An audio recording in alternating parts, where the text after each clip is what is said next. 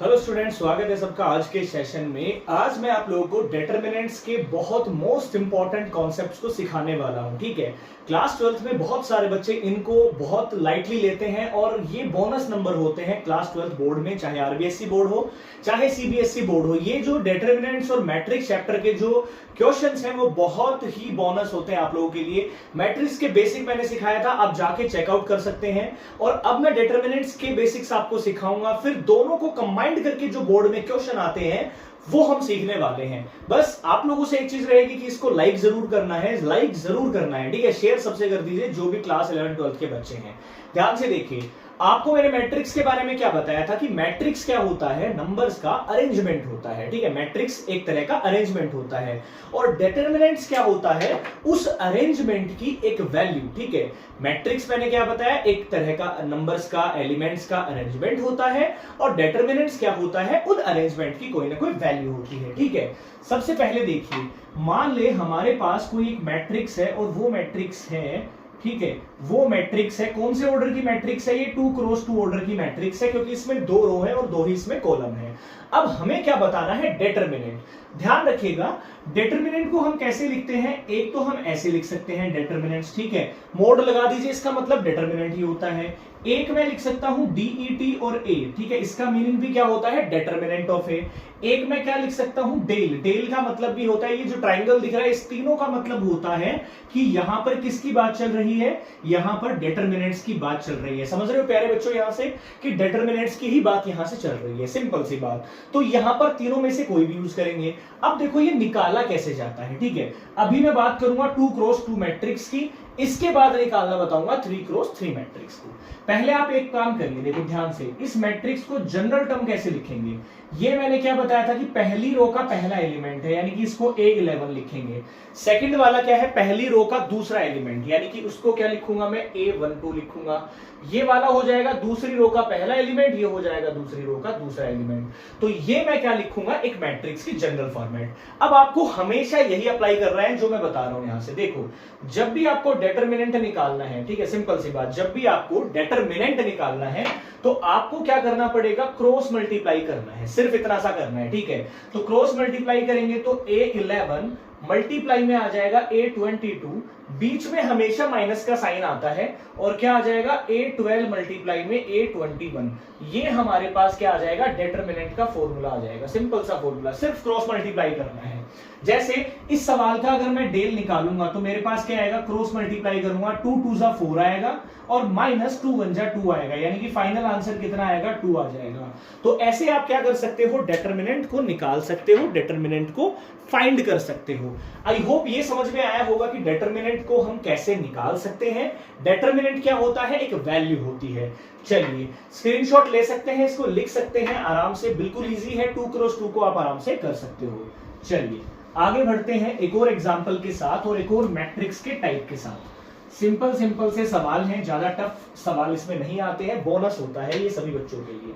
चलिए एक और मैट्रिक्स मैं लेता हूं। ठीक है, अब की बार मैं मैट्रिक्स क्या ले रहा हूं, 3 क्रॉस 3 की मैट्रिक्स ले रहा हूं। फॉर एग्जांपल पहला एलिमेंट आपको पता है A11 होता है, दूसरा A12 होता है, A13 होता है, A21 होता है, A22 होता है, A23 होता है, A31 होता है, 32 होता है, 33 होता है। ये हमारे पास कौन सी मैट्रिक्स है, 3 क्रॉस 3 मैट्रिक्स है। आई होप यहां से आप लोग समझे होंगे कौन सी मैट्रिक्स है, 3 क्रॉस 3 की मैट्रिक्स है हमारे पास में। अब इसको ध्यान दीजिए, 2 क्रॉस 2 का तो बहुत इजीली मैंने बता दिया कि आपको सिर्फ क्रॉस मल्टीप्लाई करना है। इसका डिटरमिनेंट देखो कैसे निकालेंगे। ठीक है, ध्यान से समझने का प्रयास करेंगे सारे बच्चे। देखो आपको क्या करना है, कोई भी एक रो पकड़नी है, कोई भी एक रो या कोई भी एक कॉलम पकड़ना है। यहां पर मान लो मैं पहली रो को पकड़ लेता हूं, ठीक है, ये पहली रो है। ठीक है, किसी भी एक रो या पूरे कॉलम को आप पिक कर ले, सबसे पहला काम। अब इस एलिमेंट रो में पहला एलिमेंट है A11, ठीक है, तो A11 को जब मैं निकाल रहा हूंगा तो A11 के सामने वाले सारों को छोड़ दो, 4 नंबर बचेंगे, ये चारों एज इट इज उतार दो, यहां पर देखो एज इट इज उतार दो, 32 और 1 33, ये आ जाएगा। ठीक है, हो गया 11 का काम। बीच में आएगा साइन प्लस का, ठीक है, सॉरी अल्टरनेट साइन लेना है, प्लस का साइन नहीं लेना है, बीच में माइनस का साइन आएगा फिर प्लस का साइन आएगा। A11 मैंने ले लिया तो अगला लूंगा मैं A12, ठीक है। एग्जाम्पल से और अच्छे से समझेंगे, ठीक है। अब A12 अगर मैं ले रहा हूं तो इसके सामने वाले हटा दो और इसके साइड वाले हटा दो, जो बाकी 4 बचेंगे, जैसे ये बच गया A21 और A23, A31 और A33, ये 4 बच गए, ठीक है। दूसरे बार माइनस का साइन आ गया। थर्ड नंबर पे हम क्या लेंगे, फिर से प्लस का साइन ले लेंगे, यानी कि अब की बार लेना है A13। अब A13 लूंगा तो इसके सामने वाले छोड़ दो और इसके ये वाले सामने छोड़ दो, 4 को पिक कर लो और लिख लो यहां पर, यानी कि A21, A22, A31, A32। पहला काम आपको यही करना है, मैं एग्जांपल से और अच्छे से समझाऊंगा। देखो अब सिंपल हो गया सवाल, ये आएगा A11 मल्टीप्लाई, इसको सॉल्व करना मैंने बताया था क्रॉस मल्टीप्लाई करना होता है जब भी 2 क्रॉस 2 आती है। तो यहां से आंसर क्या आएगा, A22 multiply A33 minus A23 multiply में A32, ये तो आ गया यहां पर इसका सॉल्यूशन, ठीक है। ऐसे ही माइनस A12 कर दो, सेम क्रॉस मल्टीप्लाई यहां भी करेंगे, A21 A33 minus A23 A31, ये आ गया। और ऐसे ही लास्ट वाले को भी हम मल्टीप्लाई करेंगे, लास्ट वाले का भी आंसर हमारे पास आएगा। जैसे A13 कर दिया हमने, यहां से क्रॉस मल्टीप्लाई करिए तो आंसर कितना आएगा, A21 A32 minus A22 A31, ये हमारे पास आंसर आ जाएगा। तो जब भी 3 क्रॉस 3 की मैट्रिक्स आती है आपको कुछ इस तरह से करना पड़ेगा उसका, और मैं आपको बताऊंगा करके भी, मैं आप लोगों को सिखाने वाला हूं अच्छे से, ठीक है। तो इस चीज की टेंशन ना ले, ध्यान से फॉर्मूले को रटने की जरूरत नहीं है, जब हम इसका एग्जांपल करेंगे तो बहुत अच्छे से समझ में आएगा। इसका स्क्रीनशॉट आप ले सकते हैं, ठीक है। चलिए आगे चलते हैं, एक एग्जांपल से मैं बताता हूं आपको, एक्सप्लेन करता हूं कैसे आप लोग कर पाएंगे इस चीज को। चलिए देखो, एक मैं एग्जांपल ले लेता हूं, एक ए मैट्रिक्स हमें दे रखी है, ठीक है, 1 -1 2 2 3 1 0 2 4, कुछ भी मैट्रिक्स हमने ले ली है, कौन सी, 3 क्रॉस 3 की मैट्रिक्स की। मैंने सबसे पहले क्या बताया था, आप एक रो को पिक कर लो, जैसे मैं इस रो को पिक कर लेता हूं। तो अब हम क्या करेंगे, बारी बारी से ये पहला एलिमेंट उठाएंगे, यानी कि 1। अब मैंने 1 को ले लिया है तो 1 के सामने वालों को छोड़ दो, बाकी को लिख दो सेम, यानी कि 3 1 2 4, ये मैं लिख दूंगा, ठीक है। बीच में मैंने बोला था माइनस का साइन आएगा। अब दूसरे एलिमेंट को पिक कर लो, -1। अब इसके साइड वालों को छोड़ दो और सामने वालों को छोड़ दो, यानी कि आमने सामने वालों को छोड़ दो, बचे हुए लिख दो, 2 आ जाएगा, 1 आ जाएगा, 0 आ जाएगा, 4 आ जाएगा। इसके बाद में अगला एलिमेंट 2 ले लेंगे। अब 2 के इस साइड में ये दोनों आ रहे हैं, इस साइड में ये दोनों आ रहे हैं, चारों को छोड़ दो, बचेगा कौन सा, 2 3 0 2, ये हमारे पास आ गया। अब बहुत इजी बन गया है सवाल, देखो ध्यान से, मैंने बोला था क्रॉस मल्टीप्लाई कर दो, 4 × 12 होता है, बीच में माइनस आएगा, 2 एकम 2, हो गया सॉल्यूशन। ये माइनस माइनस प्लस 1 हो जाएगा, क्रॉस मल्टीप्लाई करेंगे, 4 दूनी 8 आएगा, -0 आएगा, +2 ले लेंगे, फिर से क्रॉस मल्टीप्लाई करेंगे, 4 -0 आ जाएगा। अब पूरा सिंप्लीफाई करो, 12 में से 2 गए 10, प्लस 1 को 8 से करेंगे 8, प्लस 2 को 4 से करेंगे 8, ठीक है। टोटल आंसर कितना आ जाएगा, 26 इज द राइट आंसर। तो जब भी 3 क्रॉस 3 है, अब कोई सोचेगा सर यही ले सकते हैं क्या, बिल्कुल नहीं, ये नहीं ले सकते आप दूसरी भी ले सकते हो। जैसे दूसरी से आंसर बताता हूं आपको, देखो सेम आंसर आएगा। अब की बार मैं ये कॉलम उठा लेता हूं, भाई किसी के मन में आ गया कि सर ये कॉलम उठा के लाना है हमें। अब इसका पहला नंबर ले लेना है, सबसे पहले इसका पहला नंबर ले लेना है 1। इसके लिए देखो 1 के सामने वाले छोड़ दो, बस 1 के इस साइड वाले, क्या बचेगा, 3 1 2 4, सेम उतार लो आप। बीच में माइनस आता है, सेकंड एलिमेंट 2 है अब की बार, तो कैसे करेंगे, देखो 2 के ये सामने वाले छोड़ दो और ये वाले छोड़ दो, बचेगा -1 2 2 और 4, ये बच जाएगा हमारे पास। और प्लस का 0 आ रहा है, अब 0 के आगे तो लिखने की जरूरत ही नहीं है, क्योंकि 0 को किसी से भी मल्टीप्लाई करोगे 0 ही आएगा। इसको सिंप्लीफाई करो आप, क्रॉस मल्टीप्लाई करेंगे, 4 × 12 और माइनस का 2 आएगा, ठीक है। और ये हमारे पास आ रहा है -2, इसको क्रॉस मल्टीप्लाई करोगे तो कितना आएगा, -4 अब सॉल्व करो जरा, 12 में से 2 गए 10, -2 × -8, कितना हमारे पास आएगा 10, और माइनस माइनस प्लस 16 यानी कि 26। आंसर सेम आने वाला है, आप किसी भी तरीके से जा सकते हैं। तो ये तो था सिंपल सा डिटरमिनेंट निकालना, किसी भी चीज का डिटरमिनेंट आप आराम से निकाल सकते हो। आपके एग्जाम में, बोर्ड एग्जाम्स में 3x3 का ही डिटरमिनेंट आने के चांसेस होते हैं, सिंपल सी बात है। तो आई होप आप लोगों ने ये चीज बहुत अच्छे से सीखी होगी कि हाउ वी फाइंड डिटरमिनेंट्स। ठीक है, डिटरमिनेंट्स को हम कैसे फाइंड कर सकते हैं। चलिए, अब इसकी बहुत इंपॉर्टेंट प्रॉपर्टीज होती हैं जिससे सीबीएसई में एमसीक्यू जरूर पूछा जाता है, और आरबीएसई में भी प्रॉपर्टीज बेस्ड आते हैं, और जेई में बहुत काम आता है आपकी ये प्रॉपर्टीज। जेई मेंस में ये जरूर पूछा जाता है, प्रॉपर्टीज के ऊपर सवाल जरूर पूछे जाते हैं। तो आज मैं बताऊंगा आपको प्रॉपर्टीज, ठीक है, प्रॉपर्टीज ऑफ डिटरमिनेंट्स। इसकी बहुत इंटरेस्टिंग सी प्रॉपर्टीज हैं डिटरमिनेंट्स, ठीक है।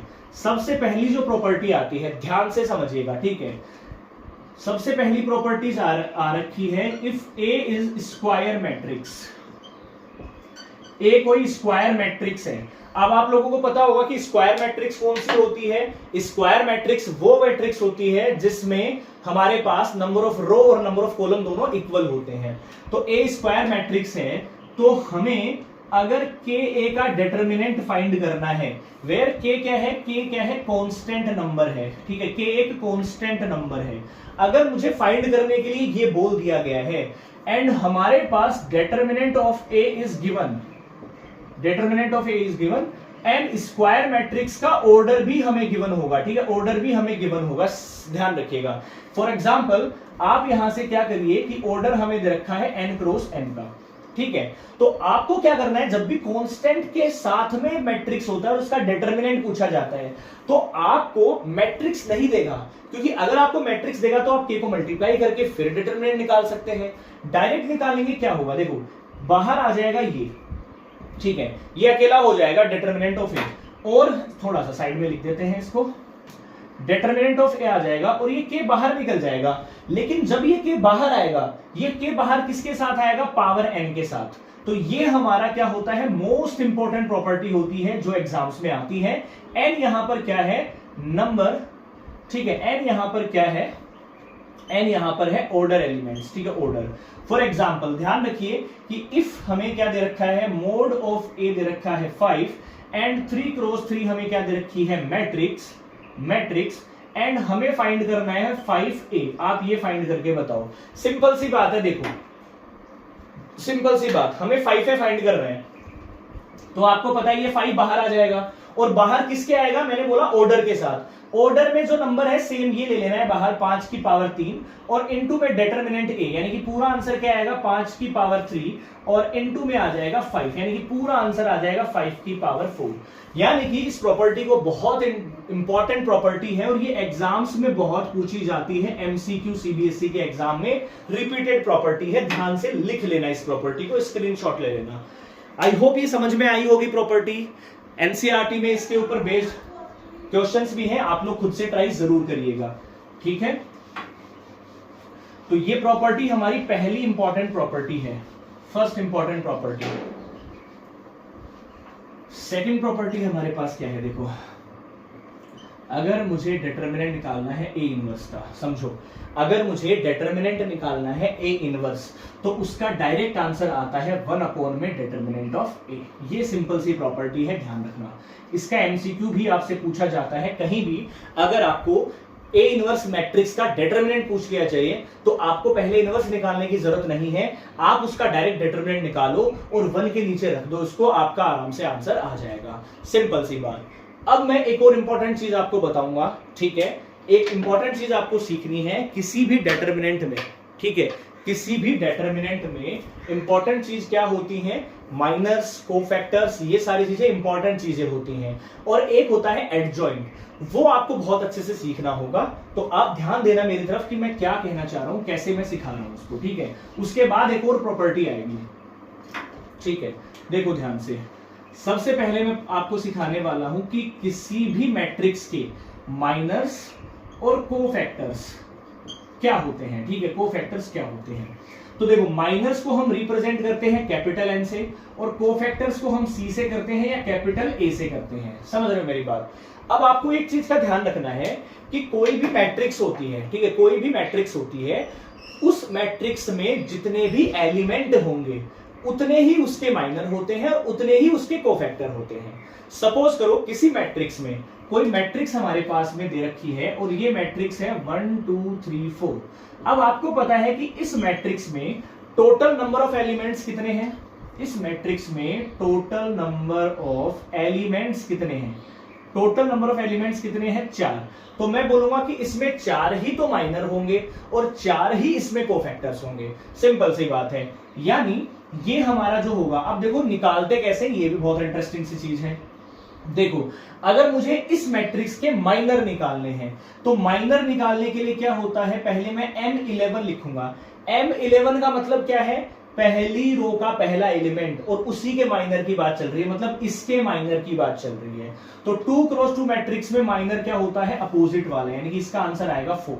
ऐसे ही अगर मैं लिख रहा हूं M12, इसका मतलब है फर्स्ट रो में सेकंड एलिमेंट का माइनर, तो माइनर तो हमेशा अपोजिट होता है, 3 आंसर आ जाएगा। ऐसे ही होगा 21, ये वाला होता है 21, इसका माइनर 2 आ जाएगा। ऐसे ही होगा 22, इसका माइनर कितना आ जाएगा? 1 आ जाएगा। ये मैंने बहुत इजीली माइनर निकाल दिए 2 क्रॉस 2 के।